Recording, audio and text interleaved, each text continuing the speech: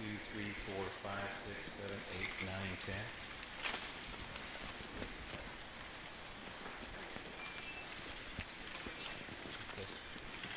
Check this. Did you find it? Is that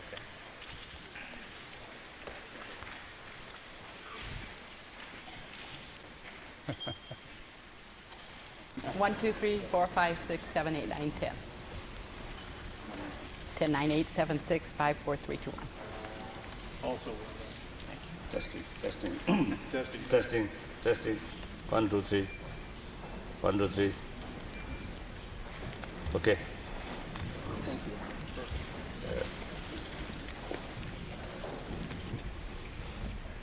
Did you find it? Mm-hmm. Okay. You see us all?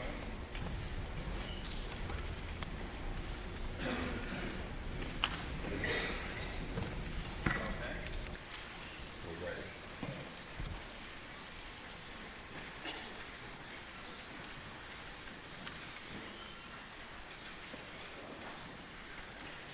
Hello and welcome to Alumni Hall on the campus of Indiana University in Bloomington, Indiana. One only needs open a newspaper or watch television news to become painfully aware of violence in today's society. This discussion is about violence, and more especially young people. The title of this discussion tells it all. Positive approaches to violence prevention, peace building in schools and communities. This discussion is sponsored by the Indiana University School of Education and Indiana University. We have a distinguished panel here for our discussion, and that discussion should be both spirited and informative. We are honored to have joining us this evening His Holiness, the 14th Dalai Lama of Tibet. His Holiness received the Nobel Prize in 1989 for his unending struggle to liberate Tibet while opposing the use of violence. He is in Bloomington for a Kalachakra initiation, a 12-day religious celebration for world peace. Former FBI Director William Sessions. Judge Sessions served as FBI Director from 1987 to 1993 under Presidents Ronald Reagan and George Bush. He is now a partner in a mediation and arbitration firm in San Antonio, Texas, and has been active for years in violence prevention. Richard Kimberly has spent 40 years in leadership positions with Kimberly-Clark and currently serves as the Corporation Vice President for Federal Government Affairs. His responsibilities include directing Kimberly-Clark's federal lobbying program. Sarah Evans Barker has served as Chief Judge of the United States District Court for the Southern District of Indiana since 1994. She has been legally active in the legal profession and many civic groups and organizations in the Indianapolis area for more than 25 years. She is, incidentally, a graduate of Indiana University. As we mentioned, this discussion was coming from Bloomington, Indiana, in the United States. This discussion is truly global. It's on the internet. And we would like to welcome all of you who are watching this evening on the World Wide Web on broadcast.com. We'd like to start by asking Judge Sessions, former director of the FBI, for your definition of violence. I'm not sure that mine is one that most people might use.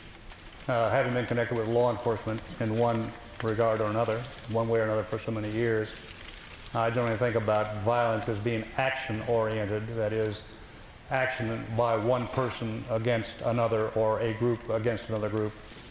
And as a law enforcement person, generally I look at that as the problem that needs to be solved. How do you change this circumstance to bring about nonviolence? And I think there are many ways we can do that. Sarah Evans Barker, Chief Judge of the U.S. District Court in the Southern District of Indiana. What is your definition of violence? Well, I followed my instincts, and when presented with the question, I went to the statutes. And we have a federal statute that defines this as a term of art. Crime of violence becomes referenced with and associated with the use of physical force against another person or against that person's property. It gets defined many places through federal law, and we have sentencing statutes that pick up that definition and give enhanced penalties when that violence is used or there is a crime of violence that is perpetrated. So this is a term that is very familiar to federal judges and practitioners in the courts. Richard Kimberly, Vice President for Federal Government Affairs in the Kimberly-Clark Corporation's Federal Lobbying Program. What about your definition of violence? Maybe more on a simplistic side, but I would go to Judge Sessions' word of action and say it might be any action which would be rejected by another person. And then you get into the degree of severity according to what the action actually was. Your Holiness, the 14th Dalai Lama, your definition of violence? Yes, of course, they basically harming another physically or verbally, and that basically I think very much related with the motivation, because they say only on the judge on the appearances. Sometimes appearance looks non-violence, but in essence violence. So you see, it very much related with the motivation. So therefore, any action, verbal action as well as physical action, which come out of hatred, ill feeling, that's violence. Well, you know, when you say that, Your Holiness, we have two terms in law enforcement. We have assault and we have battery. An assault, in your definition, would be violence because it would be directed at a person, intending to, in that sense, harm or threaten him. The battery is when you actually take the physical act of hitting or striking or shooting or harming some way physically rather than just verbally. So it's interesting.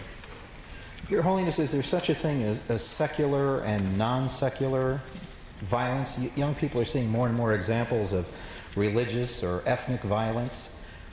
You've indicated that religion and faith can be secular. What are young people today to think? What do you mean? Should you do?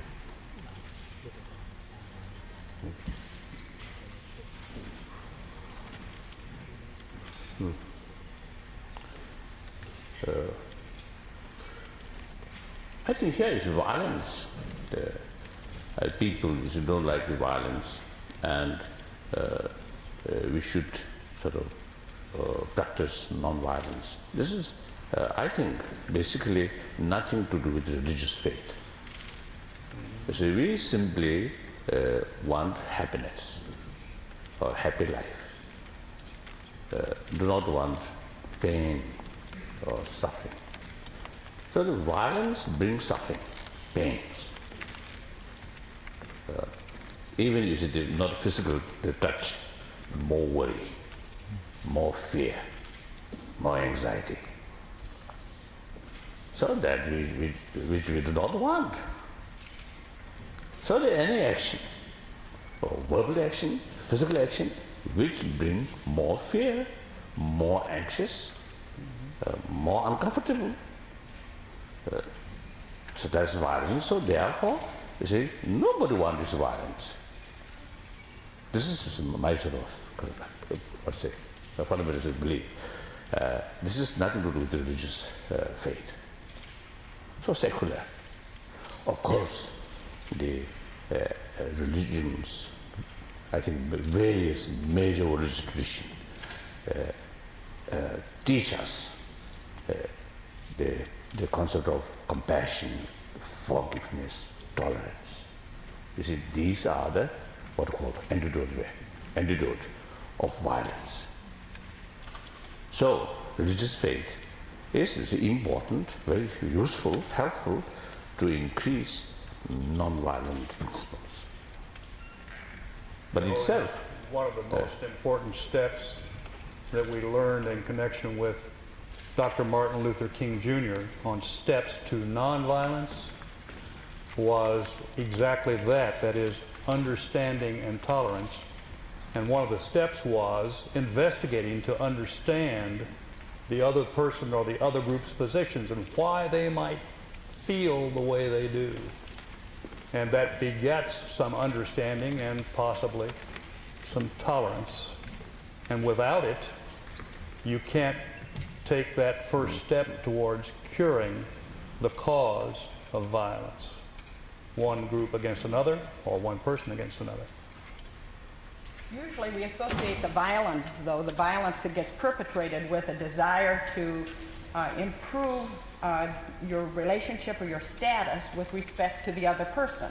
You want to take the aggressive action in order to have some mastery over the other person. So when a person sets out, I think this is what the sociologists tell us about the youth gangs, that they combine together and use violence in order to increase their status, their security, their identity in the community, without recognizing that it has this underneath side that it actually creates insecurity and instability and so forth.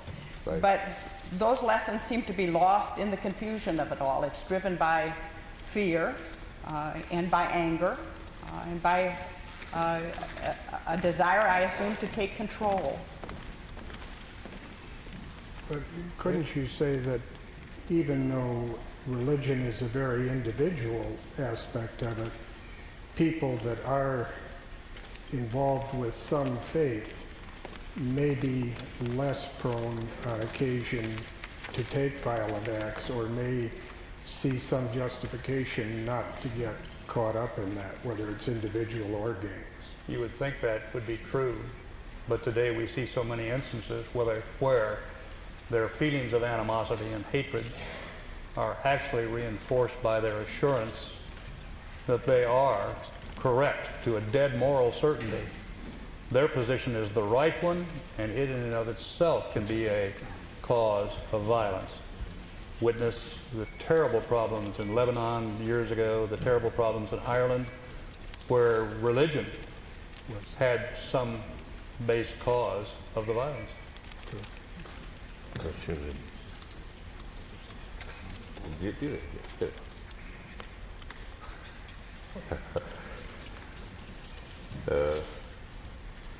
So here, so my belief is as I mentioned before, the violence, I think, is sort of expression or manifestation of hatred. So the non-violence is actually manifestation of sense of caring, sense of respect of other, sense of concern of others' right. So the key thing is the motivation. If someone, the motivation is negative, then even some verbal action as well as physical action appears very gentle, very nice. But the motivation is one to cheat, one to exploit another, use is a smile or nice word, essentially violence.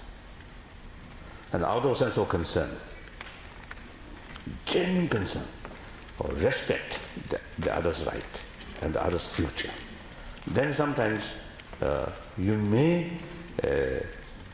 use certain harsh word or a little physical sort of little ugliness, but these actions come out of compassion.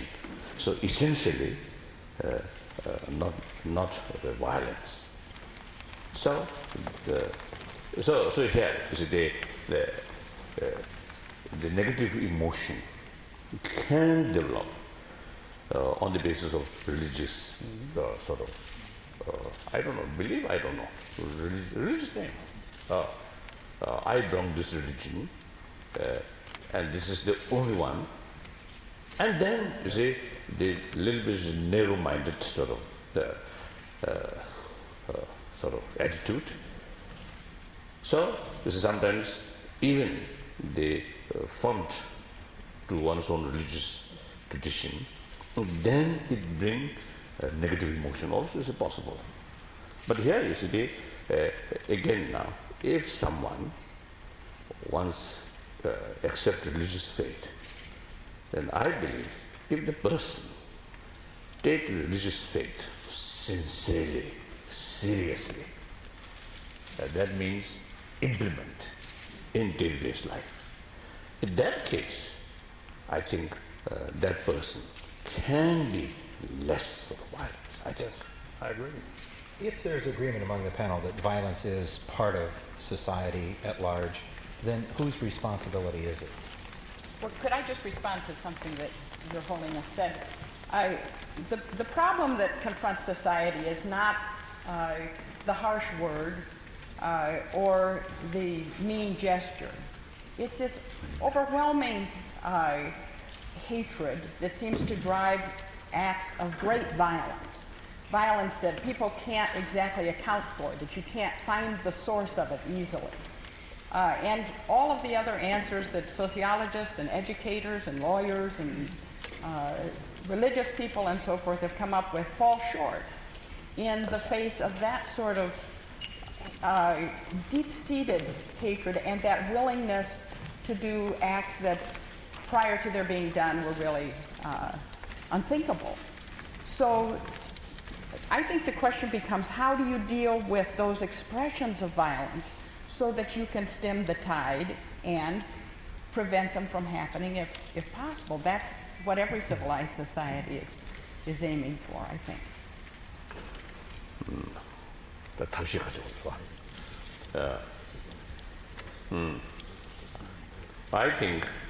I believe now such problem we need I think long-term sort of strategy or approach and short-term. So short-term, I don't know. Perhaps I think increase more police force or something like that. I don't know. But long-term, I feel I feel is the today's sort of more violence in the society, including among the younger generation, even some you see the teenagers,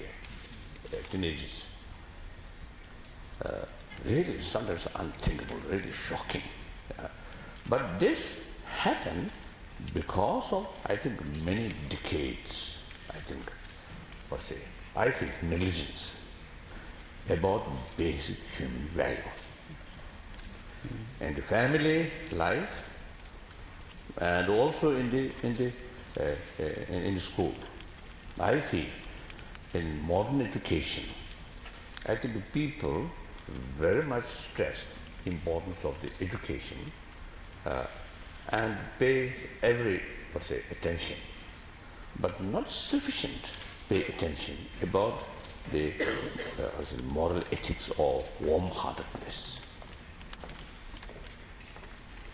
So result, you see the brain develop, and with that discontentment, lack of contentment, and ambitions, or the all sort of negative sort of methods. You see, through brain, you see, imagination. You see, these things there. But some kind of counter force within oneself. Yes, one side you want something from them or from one person or something. But then another side of your mind, this is too extreme, too far. Some kind of self-discipline and respect on others' right. And also contentment. These are the sort of counter force. The desire or sort of ambition, too much sort of desire, or I want to talk or something, in order to achieve that through your own effort. That's right. But in order to achieve talk, you see, you destroy others. There's a problem. So here, you see, the desire to achieve that, it's in any way okay. But in order to achieve that, you see, no hesitation to harm one another. Now that's a negative. So here you need some kind of inner, I think, the spiritual sort of, I think, principles, irrespective of whether believer or non-believer. That's, I think, we neglected in modern education, I feel. Non-violent. So that's our goal.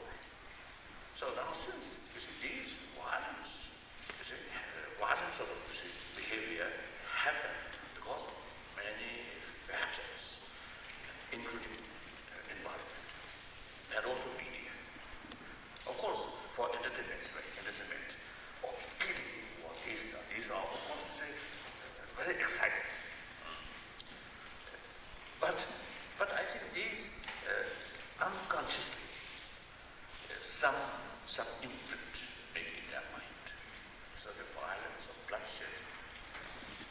And it reminded me when I was invited to come be here with you, I thought I might have an occasion to tell you about what I consider to be an amazing experiment down in San Antonio, Texas. The lawyers, specifically the Bar Foundation, was concerned about the image of lawyers. And so it began trying to think of ways they could deal with that violence and to learn the other person's point of view, and as you said, to learn to respect the other person and to speak softly and to try to solve the problem by working together. And they did it. And now we have it in a number of schools in San Antonio. We call it, by the way, peacemakers. It works with gangs. It works with schools. Sometimes it even works with husbands and wives, you know? And parents, children also maybe. Beg pardon? Does it work with Parents, between parents and children also sometimes. Yes. It does work with lawyers, yes. But not every time. Richard, it's been suggested that a lot of people have responsibility. His Holiness suggested the media have a responsibility. Where do you come? The kids today are seeing movies, music, television. What is the role of the media, or whose responsibility is violence? I think the responsibility is everyone's. I mean, everybody is responsible for themselves at any age. Different aspects of it are taught in different ways, but it starts with each and every one of us. And then beyond that, the media, and I think one of the things we're seeing right now that related back to the Columbine situation, and they went back to school yesterday, and Secretary of Education Riley had a piece in the Washington Post over the weekend urging the media not to just constantly re-show everything when the youth and the teachers and the parents are all trying to come back to that school and have a normal educational process restart this year. To me, that is a very reasonable request, and I think the media, which is driven, like most of the things in this country, by competition, by other, they have to try and compete and have as good a thing as the next channel or network, and therefore they tend to continue to show, and it glamorizes some of the things that we least want to glamorize. And what we really need to do, in my opinion, and what the media needs to do, is to step back occasionally and take the high ground, which unfortunately we haven't done. And again, it goes back to the individual responsibility, because all of us really need to occasionally stop and think about what we're doing and possibly take the high ground. You know, I think we have to focus on where this impulse for violence comes from. It's not going to be from the media covering something. The violence wells up, and then the media comes in after the fact to report it. And civilized societies have to confront the problem before it happens in an effort to try to solve it. So for these students in San Antonio, Bill, I'm wondering, what was in it for them? What were you able to say to the gang members? And what were you able to say to the rabble-rousers and the students who would otherwise be prone to violence or some sort of unacceptable aggression? I would expect you to go to the heart of the matter, Judge. And what did happen with that first experiment was that of the 30 people, when they put the students, when they were put on the bus, 8th grade students, when they got to where the training was going to be done, there were 31, not 30 people. And so they checked off everybody, and they found that the 31st was actually an identifiable young gang member who wanted to know what was going on. And he wanted the training, and he took the training probably as a means to have more power. But he has become, or did become in that year, one of the most effective mediators in the whole group. So gang members, lawyers, all of us can do it. I think this is, very important is the point.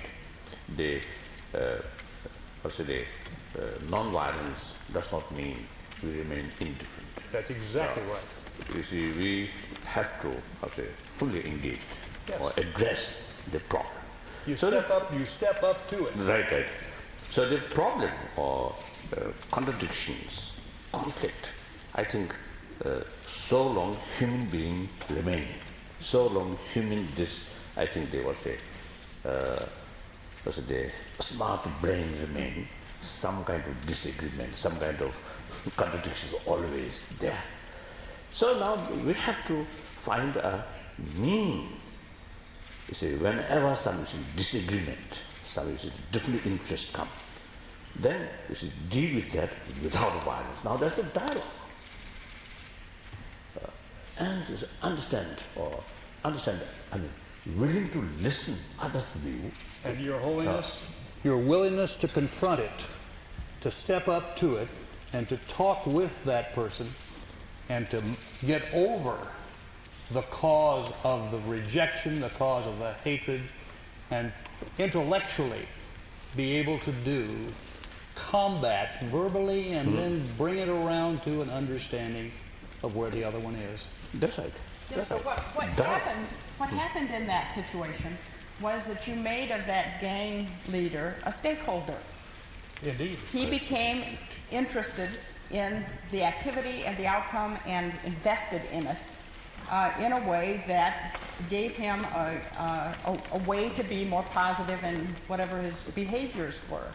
But I have read, I suppose there are lots of opinions on this, but I've read that one of the things that gives rise to this violence and this willingness, this propensity to act out the violence is the lack of connectedness, the lack of investment, the lack of a sense of responsibility for other people. And taking your earlier point, Your Holiness, when we were talking about whether the religious communities have a role in this, every community has a role in this. This is the means by which you are connected and the values get defined.